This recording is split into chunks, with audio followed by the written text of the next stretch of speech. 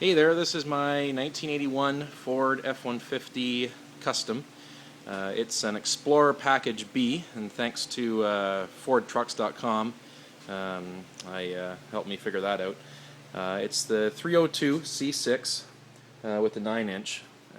I just bought the truck from the original owner in Brantford, Ontario. It was bought new there. I'm not sure of the dealer. I'm waiting on the build info from Ford of Canada for that. Spent its whole life in the Brantford and Paris area, Paris, Ontario, that is. Has 112,000, just over 112,000 kilometers on it, or right around 70,000 miles. It's just showing its age for a Canadian truck, even though it doesn't have a hell of a lot of miles. You can see the door and the back of the cab are gone, and the box is pretty trashed. But original paint, it's never been touched as far as the body. It was never hit as far as I can tell. I've got most of the interior out of it right now to do the rust repair on the floor here. And as you can see, it's pretty pooched. So I got cab corner. Might do a rocker. I'll try to rebuild this one in part of the floor there. Has the gauges instead of the idiot lights. I've got a tack coming off of eBay. It's got the plaid and cloth and brown vinyl bench. Pretty simple other than that. Like, it doesn't have interval wipers or anything. It's got an aftermarket stereo. Got all original glass and everything too. It's in pretty good shape. Looks like an aftermarket slider. Doesn't say Ford on it, but could be stock. I don't know. Let me know in the comments. So as you can see, the box is toast. They had 3 sheets of 4x8 plywood sitting back here on top of the floor, so it got a lot of moisture under there. The channels, interesting enough, are actually almost perfect. It's a couple notches out of them, but. So I'm debating whether or not to, well, it'd be easier to find a new box. I'm looking for one in the southern Ontario area, but may have to end up doing this. It's actually probably cheaper to do the work myself. I do a bit of welding as a hobby.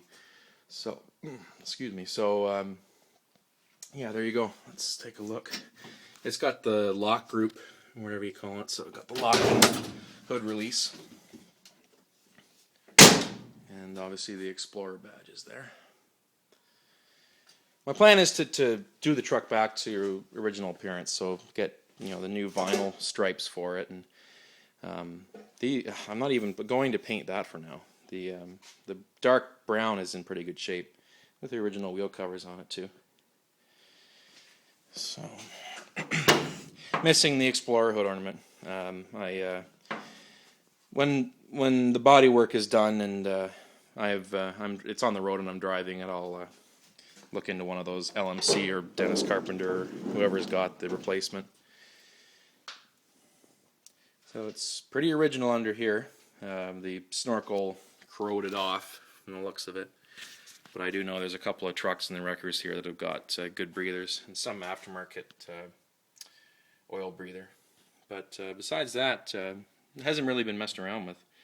Being an 81, it's got the Duraspark 2, no feedback system or whatever with the carb, so just the factory 2 barrel under there.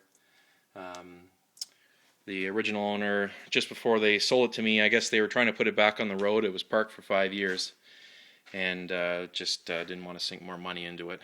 I mean, having a shop here, it's a lot easier for me to do the work myself, so I'm going to get those rocker covers off sometime soon and paint them up.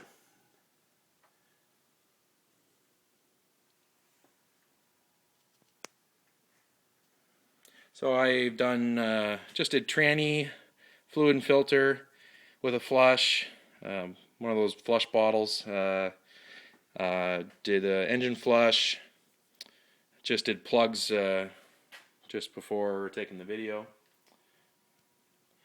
So let's give her a cold start. I did have it going last night, so this isn't really a, well, I guess it's an old start, cold start, being it's now a 30-year-old truck. So let's give her a go.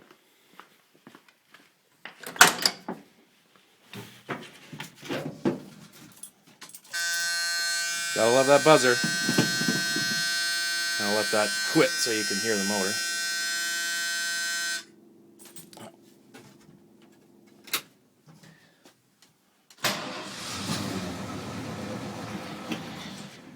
Now the choke heat riser is gone, so I just have the choke set right lean, so it'll take a second to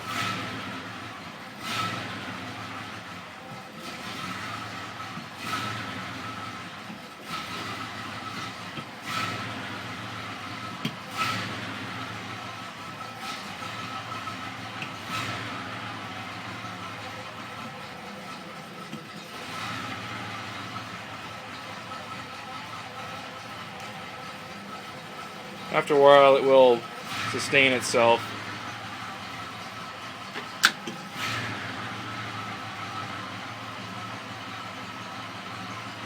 There we go.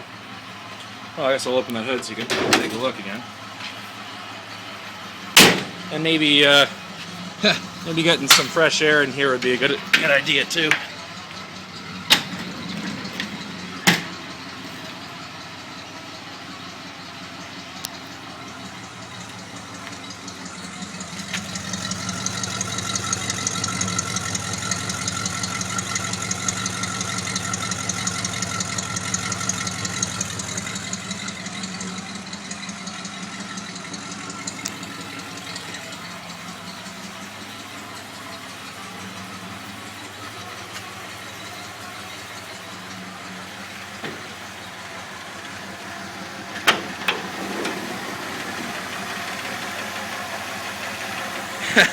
That dipstick likes to wobble around pretty good.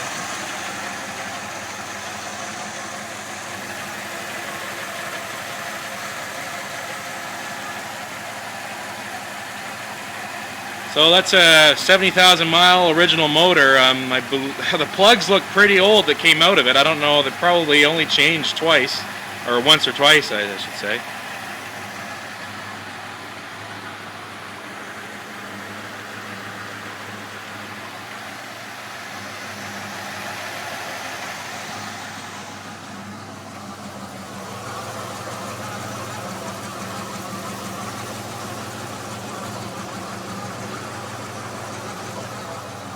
Now one thing I'm not sure of, and call me a noob if it's pretty obvious, that whirring sound coming out of the tranny is there in first, neutral, or park as well, and reverse. And it increases with engine speed. Now I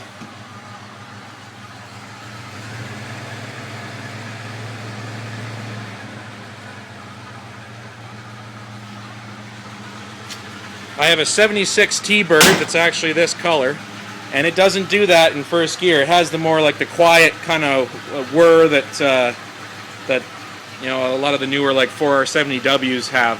So if someone can tell me if that's normal for it to be whirring like that, or if the pump is worn, or hopefully you can hear it in the video.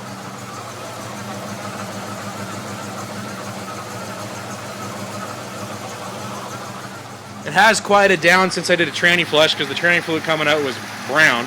I'm burning some of my spilt oil off the big manifolds there too. Yeah, if someone can tell me if that's normal, I'd really appreciate it.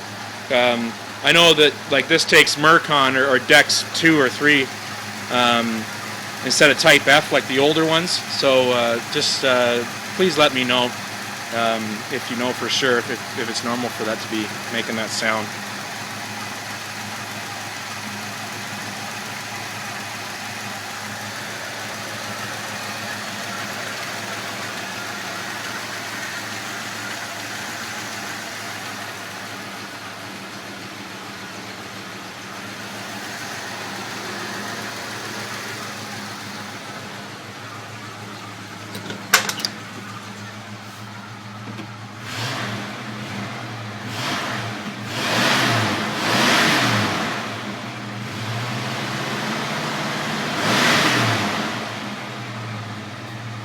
So once all this rot's taken care of, I'll get it safety do whatever other work it needs to do that, and then I'll get it on the road and get a drive video for you. So stay tuned. She should be a pretty nice truck when she's done.